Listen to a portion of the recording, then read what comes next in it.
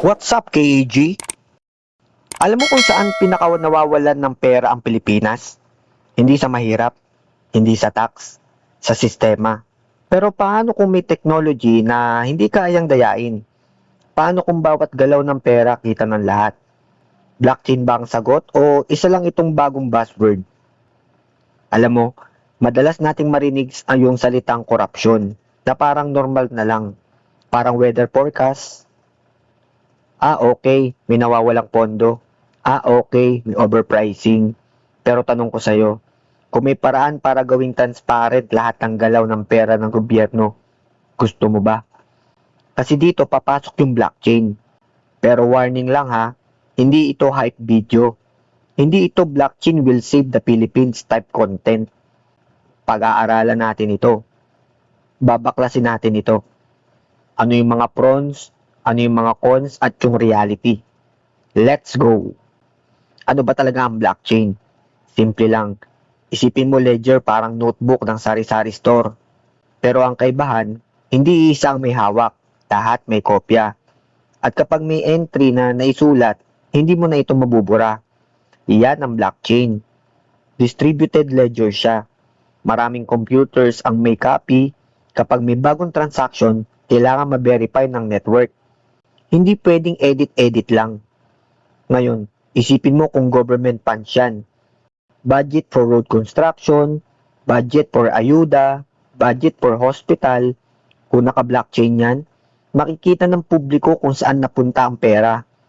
Transparent, traceable, permanent record.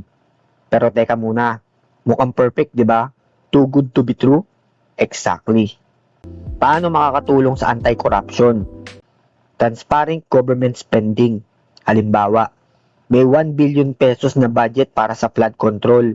Sa blockchain system, makikita kailan nilabas ang pera, kanino napunta, magkano ang binayad, anong kontraktor. Hindi pwedeng palitan ang record, hindi pwedeng burahin ang trail. Ang tanong, kung nakikita ng publiko lahat, matatakot ba ang mga magnanakaw? Psychology yan.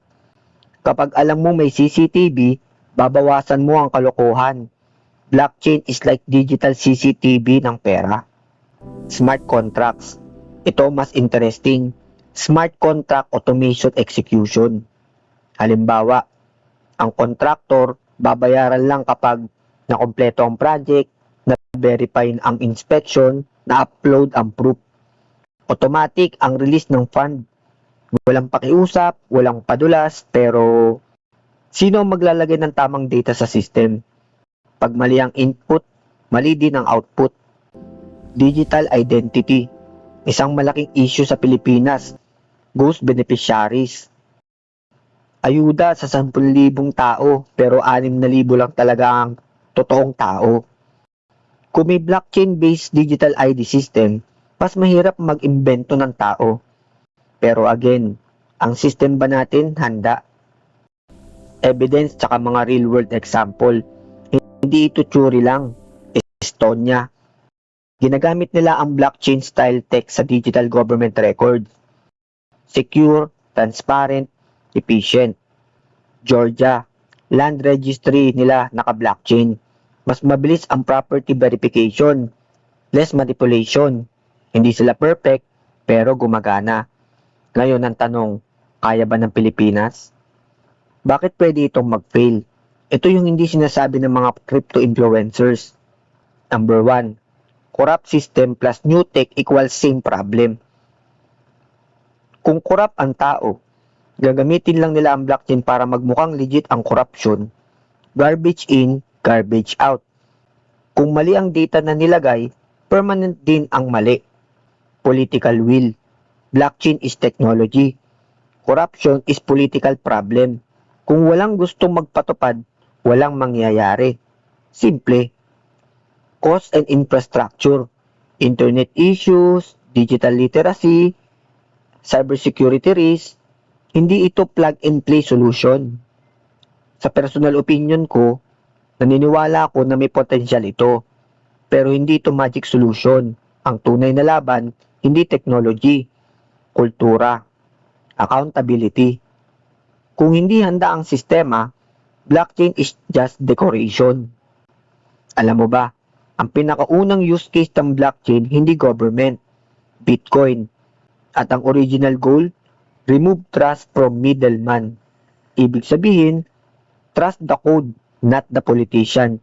Powerful concept. Kung ikaw ang tatanungin, mas gugustuhin mo ba na manatili sa lumang sistema? Subukan ang transparent blockchain system. At kung ipatupad ito, handa ka bang makita lahat ng transaksyon sa gobyerno online? Isipin mo lang ito, ang korupsyon nangyayari dahil may tinatagong impormasyon. Blockchain removes secrecy, pero hindi nito tinatanggal ang greed o pagiging ganid. Magkaiba yun. So, makakatulong ba ang blockchain sa anti-corruption dito sa Pilipinas? Potentially, yes. Pero guarantee? No. Depende sa implementation, depende sa tao, depende sa kultura. Technology is a tool. Kung tama ang gumagamit, powerful. Kung mali ang paggamit o mali ang gumagamit, useless. Ang tanong ngayon, handa ba ang Pilipinas sa ganitong level ng transparency?